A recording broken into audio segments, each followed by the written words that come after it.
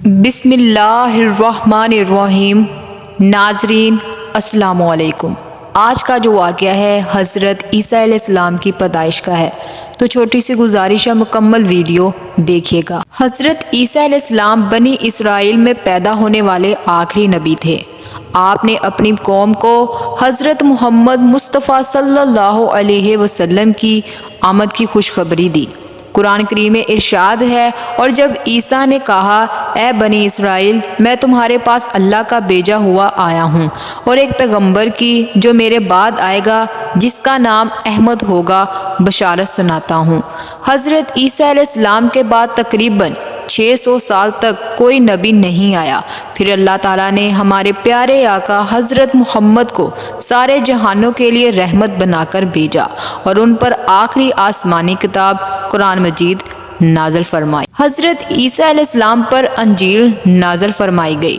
ارشاد باری تعالیٰ ہے، اور ہم نے ان پیغمبروں کے بعد عیسیٰ کو اپنے سے پہلی کتاب یعنی تورات کی تصدیق کرنے والا بنا کر بھیجا، اور ہم نے انجیل عطا کی جس میں ہدایت اور نور تھا۔ حضرت عیسیٰ علیہ السلام پر جب انجیل نازل ہوئی تو آپ کی عمر مبارک 30 سال تھی، اور نبوت کے 3 سال بعد یعنی 33 سال کی عمر میں اللہ تعالیٰ نے آپ کو آسمان پر اٹھا لیا۔ قرآن مجید کی 13 سورتوں میں مختلف ناموں سے حضرت عیسیٰ علیہ السلام کا ذکر موجود ہے۔ 11 جگہوں پر مسیحا اور ایک مقام پر عبداللہ کہا گیا ہے۔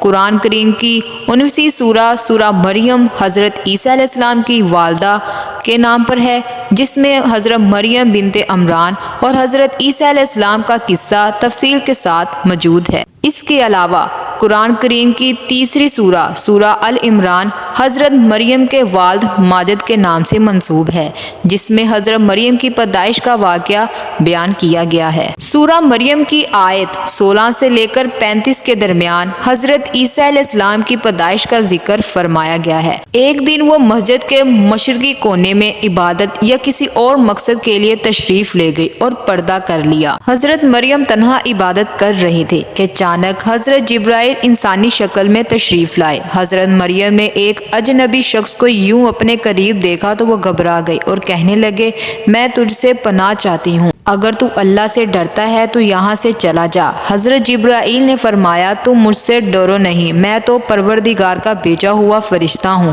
اور تمہیں ایک پاکیزہ بیٹا دینے کی خوشخبری لے کر آیا ہوں۔ حضرت مریم نہایت اور پریشان ہوئی اور فرمایا، بھلا میرے ہاں بچہ کیسے ہو سکتا ہے؟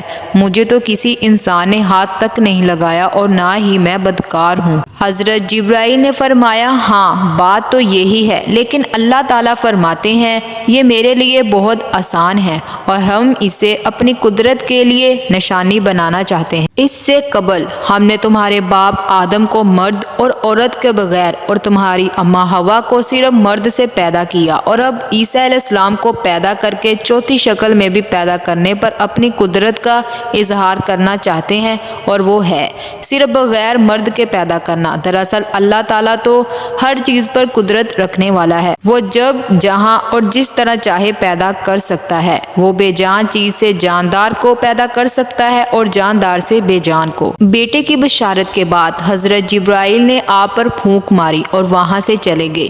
کچھ دنوں کے بعد حضرت مریم کو بچے کی پیدائش کے آثار محسوس ہونے لگے۔ جیسے جیسے پیدائش کے دن قریب آتے جا رہے تھے، آپ کی پریشانی میں بھی اضافہ ہوتا چلا جا رہا تھا۔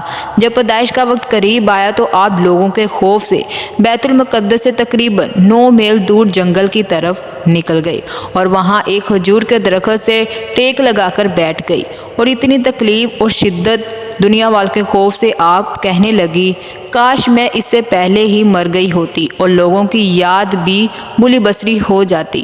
علماء فرماتے ہیں کہ انہوں نے موت کی آرزو اس لیے کی کہ خاندان، برادری اور لوگوں کو کس طرح جواب دیں گی، جبکہ کوئی ان کی صداقت کی تصدیق کرنے والا بھی نہیں۔ وہ اس لیے اونچی اونچی چلا رہے تھے کہ لوگ کہیں انہیں بدکار نہ سمجھیں۔ حضرت مریم ابھی ان سوچوں میں گھری ہوئی تھی کہ حضرت جبرائیل نے نیچے سے آواز دی، اے مریم پریشان نہ ہو، تمہارے پروردگار نے تمہارے قدموں تلے ایک چشمہ جاری کر دیا ہے، اور اس کھجور کے درخت کو ہلاؤ، دیکھو یہ تمہارے سامنے تربوز کھجوریں گرا دیں گے، اب تم اطمینان کے ساتھ یہ تازہ کھجوریں کھا لو، چشمے کا پانی پیو اور بچے کو دیکھ کر اپنی آنکھیں ٹھنڈی کرو، اور اگر تمہیں کوئی انسان نظر آ جائے تو اشارے سے کہہ دینا میں نے آج روزہ رکھا ہوا ہے، میں آج کسی شخص سے بات نہیں کرنا چاہتی۔ حضرت جبرائیل کے اس پیغام سے حضرت مریم کو تسلی ہو گئی کہ اب میرا رب مجھے بدنامی اور رسوائی سے بچا لے گا۔ روایت میں آتا ہے کہ ولادت کے 40 روز بعد جب طہارت ہو چکی تو حضرت مریم اپنے گھر والوں کے پاس آ گئی۔ لوگوں نے جب چھوٹے بچے کو آپ کی گود میں دیکھا تو حیران رہ گئے اور بدگمان ہو کر بولے، اے مریم یہ تو نے کیا کیا؟ تو نے بہت بڑا گناہ کر دیا، نہ تو تیرا باپ بوڑھا آدمی تھا اور نہ ہی تیری ماں بدکار۔ حضرت مریم نے حضرت جبرائیل کی ہدایت کے مطابق بچے کی طرف اشارہ کر دیا۔ روایت میں ہے کہ جب حضرت مریم کو تہمتیں لگائی جا رہی تھی تو حضرت عیسیٰ علیہ السلام دودھ پی رہے تھے۔ جب انہوں نے لوگوں کی باتیں سنی تو انہوں نے دودھ پینا چھوڑ دیا اور اپنی بائیں کروٹ پر سہارا لے کر ان کی جانب متوجہ ہوئے اور فرمایا، عبداللہ یعنی میں اللہ کا بندہ ہوں، اور پھر اللہ کی طرف سے نبوت اور کتاب ملنے کی خبری دی۔ اس کے بعد فرمایا، اللہ نے مجھے نماز اور زکوٰۃ کا پابند بنایا، اور جب تک میں زندہ ہوں مجھے اپنی والدہ کا حق ادا کرنے والا بنایا، اور مجھ کو سرکش اور بدبخت نہیں بنایا، اور اللہ کی سلامتی ہے مجھ پر جب میں پیدا ہوا، جب میں مروں گا اور جب دوبارہ زندہ کر کے اٹھایا جاؤں گا۔ جب لوگوں نے اس بچے کے منہ سے یہ الفاظ سنے تو حیران ہو گئے، انہیں یقین ہو گیا کہ بی بی مریم پاک ہے اور یہ بچہ اللہ کی طرف سے بھیجا ہوا ایک نبی ہے۔ اس واقعے کے بعد خاندان اور بنی اسرائیل کے سمجھدار لوگ ان دونوں بڑی عزت کرنے لگے اور انہیں خیر و برکت کا باعث سمجھنے لگے۔ اللہ تعالیٰ نے ہر نبی کو اس کے زمانے کے حالات کے مطابق معجزے عطا فرمائے تاکہ ان کی صداقت، فضیلت اور برتری نمایاں رہے۔ اسی طرح اللہ تعالیٰ نے حضرت عیسیٰ علیہ السلام کو بھی معجزے اور فضیلتیں عطا فرمائی۔ سب سے پہلا معجزہ تو حضرت عیسیٰ علیہ السلام بغیر والد کے پیدا ہوئے اور حضرت مریم کی گود میں ان کی پاکیزگی کی گواہی دینا۔